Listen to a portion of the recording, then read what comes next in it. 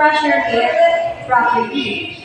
So do you know that brushing your hair properly can help you to avoid breakage or damage on your hair, and it can also keep your hair healthy, shiny, and free of tangles or knots.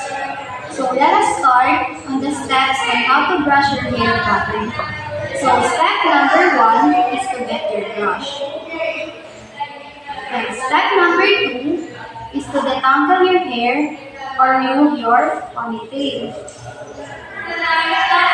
Step number 3 is to divide your hair into 2 sections.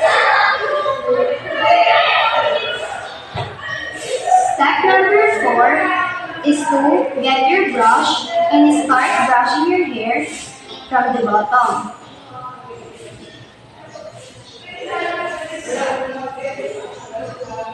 So let your one hand to hold your hair like this to avoid pulling down.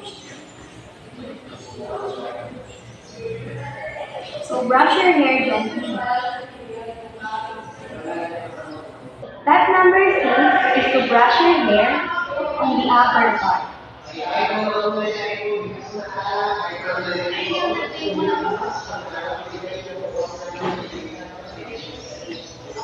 Step number 7 is to brush your hair on its roots or tops.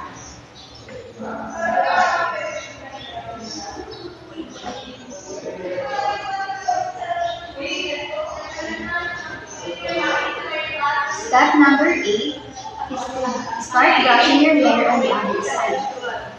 So just like what we have done on the other side, start from the bottom.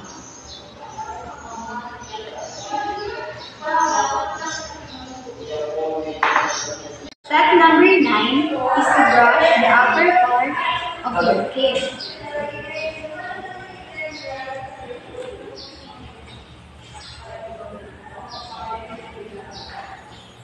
And step number 10 is to brush the roots or the top of your hair.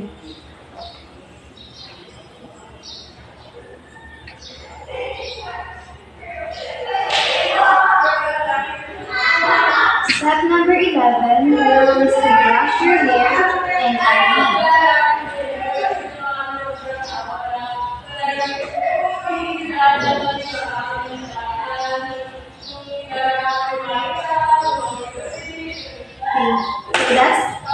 Those are the steps on brushing your hair properly.